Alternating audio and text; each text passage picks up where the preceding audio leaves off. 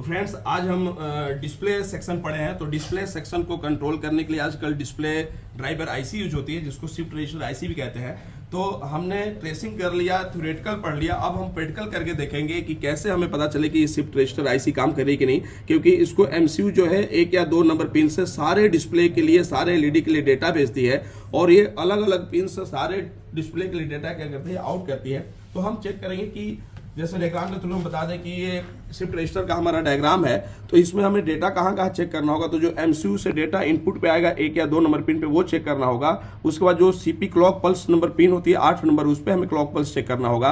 और उसके बाद चेक करेंगे कि जितने भी आउटपुट है सब पे डेटा आउट कर रही है कि नहीं। अगर इनपुट पे डेटा मिल रहा है, आउटपुट पे नहीं मिल रहा है, तो हो सकता है कि शिफ्ट रजिस्टर आईसी हमारा खराब हो, इसको चेंज करना पड़ेगा, डिस्प्ले काम नहीं करेगा। तो आइए पहले हम 1 और 2 नंबर पे चेक करेंगे कि डेटा आ रहा है कि नहीं। डेटा चेक करने के लिए हम डीएसओ यूज करेंगे, या आजकल वो मल्टीमीटर आ रहे हैं जिसमें डीएसओ इनबिल्ट रह रहा है, तो उससे भी हम चेक करके दिखा रहे हैं। तो ये हमारे पास एक डीएसओ है, स्टूडेंट का ही है जो नया लाए हैं, तो इसी से एक बार चेक करके देखते हैं।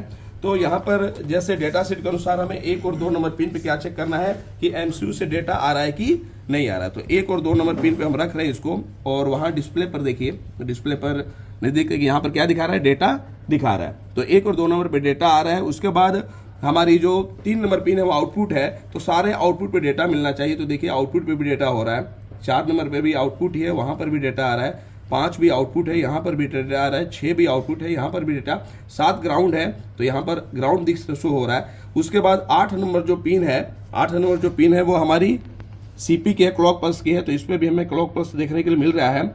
और उसके बाद मास्टर जो है, इसमें 5 वोल्ट का पुलअप लगा हुआ है।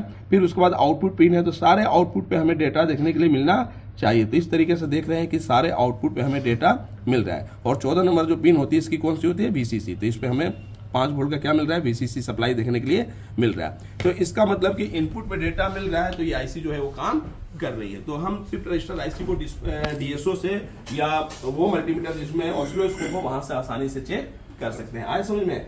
Yes sir. मन कर दो।